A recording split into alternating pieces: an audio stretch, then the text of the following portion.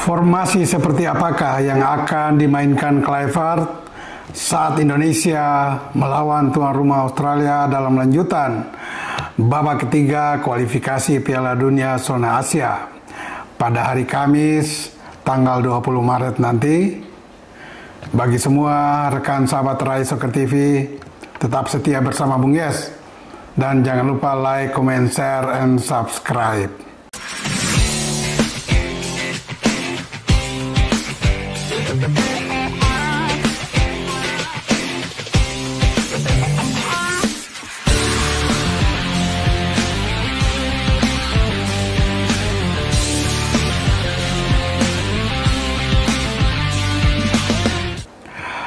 Banyak sekali pertanyaan atau perbincangan dari simpatisan tim nasional atau pendukung setia tim nasional yang masuk ke redaksi Rai Soccer TV atau juga yang berbicara langsung dengan saya mempertanyakan kira-kira apa sih formasi yang bagus yang akan dimainkan oleh Patrick Kluivert bersama timnya terhadap tim nasional kita saat melawan Australia nanti, ya, karena banyak pendapat dari baik pribadi maupun media sosial yang memberikan komentar-komentar dengan analisis-analisis tersendiri.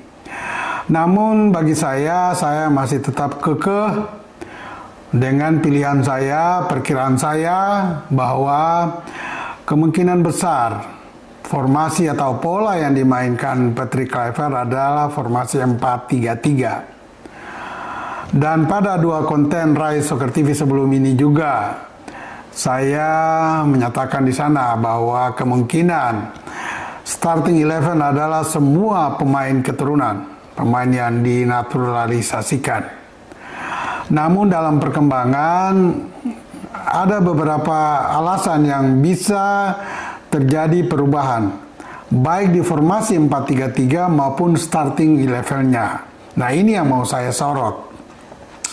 Sesuai judul ini juga formasi ideal yang layak dimainkan Indonesia saat menantang Indonesia nanti. Bagi saya, kalau Patrick Kluivert keluar dari pakem 4-3-3, maka sangat mungkin dia memainkan semuanya pemain keturunan. Tetapi kalau dia tetap dengan formasi 4-3-3, maka ada satu pemain lokal atau pemain yang besar dari kompetisi dalam negeri yang akan bisa menjadi pemain inti sejak menit pertama. Nah, siapakah dia? Kalau Patrick memainkan formasi 4-3-3, maka tiga penyerang depan salah satunya sangat mungkin adalah Marcelino Ferdinand.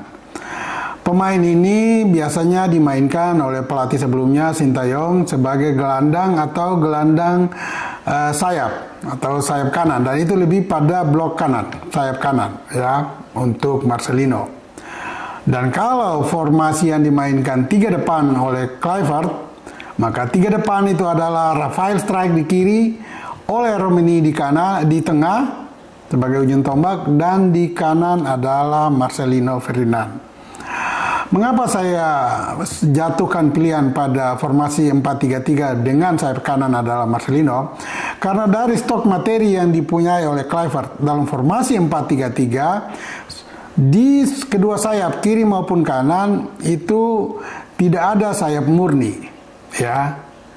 Yang ada pada Kluivert adalah Rafael Struijk bisa digeser ke kiri atau ke kanan, sementara Marcelino harus mendapat satu tempat karena dia memiliki kualitas yang lebih layak untuk bermain sebagai sayap dibandingkan stok pemain keturunan yang ada. Kalau Marcelino tidak dimainkan sejak menit pertama, maka sangat mungkin pola yang digunakan oleh Kluivert bukan 4-3-3 murni, tetapi bisa 4-4-2 dengan catatan salah satu penyerang sayap baik di kiri atau di kanan, karena dua di depan sangat mungkin diisi oleh Rafael Struijk dan Ole Romeni. Maka salah satu gelandang dalam formasi 4 tengah akan bertindak sebagai pemain sayap baik di blok kiri atau blok kanan. Nah, ini kemungkinan yang akan terjadi. Untuk itu, saya menjatuhkan pilihan untuk starting 11 melawan Australia nanti di Sydney hari Kamis tanggal 20 Maret sekitar pukul 4 sore waktu Indonesia Barat adalah di bawah gawang Martin Paes. 4 belakang, bek kanan adalah Kevin Dix. Di center back, jantung pertahanan, duet antara Jai Itzes dan Miss Hilgers. Karena dua-dua ini memang posisinya di situ ketika bermain di klub masing-masing. Di bek kiri, karena Dean James bersama Joey Pelupesi dan juga Emil Audero sudah dinaturalisasikan, maka bek kiri sangat mungkin akan ditempati oleh Dean James. Padahal sebelum ini bek kiri sangat dikuasai dan menjadi milik dalam tanda petik Calvin Verdong. Bahkan dia bisa menyingkirkan sebelum dia dinaturalisasi, posisi tersebut diisi oleh Pratama Arhan atau Nathan Chuaon. Nah, hadirnya Dean James, maka Calvin Verdong tetap akan menjadi pemain inti, masuk dalam starting 11. Namun sangat mungkin Calvin akan didorong ke gelandang, ya, gelandang kiri. Sehingga kalau 4 belakang adalah Kevin Dix di kanan, center back Jai Itzes dan Miss Hilgers, maka di kiri ada Dean James. Di tengah dalam formasi 4-3-3, maka di kanan Tom Haye, di tengah sangat mungkin Iver Jenner, dan di kiri adalah Calvin Verdong. Itu 3 tengah. 3 depan adalah Rafael Strijk di sayap kiri, Ole Romeni di ujung tombak, penyerang tengah, sementara di sayap kanan adalah Marcelino Ferdinand. Untuk kedua pemain sayap ini saya memberi catatan, ya. Mengapa Ferdinand ada di kanan? Karena memang selama ini posisi idealnya memang ada di blok kanan, baik dari gelandang kanan atau sayap kanan. Namun Ferdinand juga harus lebih meningkatkan kemampuan dalam aksi individu, terutama shooting, ya.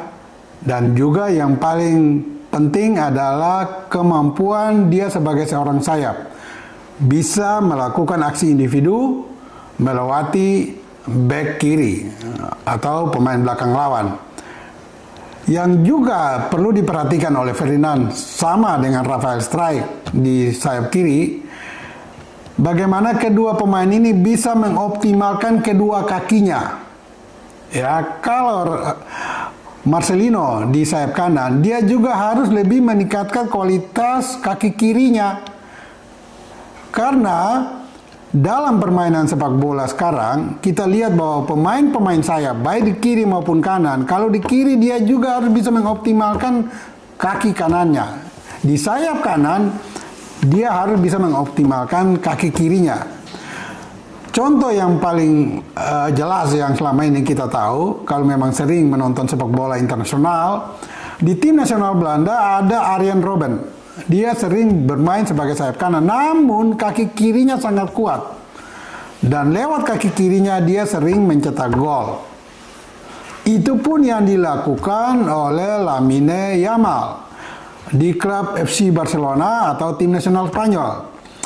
Dengan lincahnya, Lamine Yamal bisa menerobos sektor kiri pertahanan lawan, tetapi ketika dia melihat ada space, ada ruang, ada celah untuk bisa melepaskan bola langsung ke gawang lawan, dia lakukan itu lebih banyak dengan kaki kiri. Nah, di sini menurut saya salah satu kelemahan Ferdinand. Untuk itu saya sarankan tadi, Ferdinand harus lebih meningkatkan kemampuan kaki kirinya. Karena bukan tidak mungkin setelah dia melewati pemain belakang lawan, dia punya space, ruang yang bisa melepaskan tendangan dengan kaki kiri langsung ke gawang. Namun itu catatan kedua. Yang pertama sekali dia harus sanggup menggiring dari sayap kanan dan juga melepaskan umpan-umpan akurat ke pertahanan lawan atau di kotak penalti. Hal yang sama dilakukan oleh Rafael Strijk. di sayap kiri. Karena sayap kiri idealnya harus diisi oleh Ragnar Orotmangun, namun yang bersangkutan belum bisa dimainkan karena terkena akumulasi kartu di pertandingan sebelumnya. Sehingga untuk melawan Australia, Ragnar Orotmangun yang biasanya bermain dari sayap kiri tidak dimainkan. Untuk itu, kembali pada formasi 4-3-3, pilihan terbaik ada di Rafael Struijk kalau mau dimainkan sebagai sayap dengan pola 4-3-3 tadi. Nah, itu kira-kira catatan dari saya yang membuat formasi ideal seperti tadi saya katakan. 4-3-3, Paes di bawah gawang, Kevin Dix di sayap kanan, duet di center back adalah Jaices dan Misilger, di back kiri Dan James, di gelandang kiri Calvin Verdong, di jantung tengah adalah Ivar Jenner, di kanan adalah Tom Haye, di penyerang sayap Marcelino Ferdinand, di ujung tombak ada Ole Romeni, dan di sayap kiri ada Rafael Struijk. Semoga analisis saya ini mendekati kebenaran yang akan dimainkan oleh Kluivert nanti saat menantang tuan rumah Australia. Info tambahan yang perlu saya sampaikan, untuk pertandingan setelah melawan Australia tanggal 20 Maret, maka Indonesia akan bermain di kandang sendiri di Stadion Kebanggaan kita, Gelora Bung Karno, Senayan, Jakarta pada tanggal 25 Maret, hari Selasa, menjamu Bahrain. Nah, untuk tiket pertandingan Indonesia melawan Bahrain nanti tanggal 25 Maret, menurut informasi dari PT Garuda Sepak Bola Indonesia atau GSI yang dipercaya PSSI untuk mengurus tiket pertandingan tim nasional termasuk di kualifikasi Piala Dunia ini, bahwa sudah sold out. PSSI mencetak tiket 70.670 lembar dengan pembagian dua kategori, ada 10.720 untuk tiket komplimen, dan tiket yang dijual umum ada 59.950. 59.950 ini H-10 hari sudah terjual habis, sudah sold out. Itu kira-kira informasi dari PT GSI atau Gelora Sepak Bola, Garuda Sepak Bola Indonesia. Nah, bagi semua rekan sahabat Rai Soccer TV, selalu bersama Bung Yes, dan ingat, bola itu bulat. Giring terus.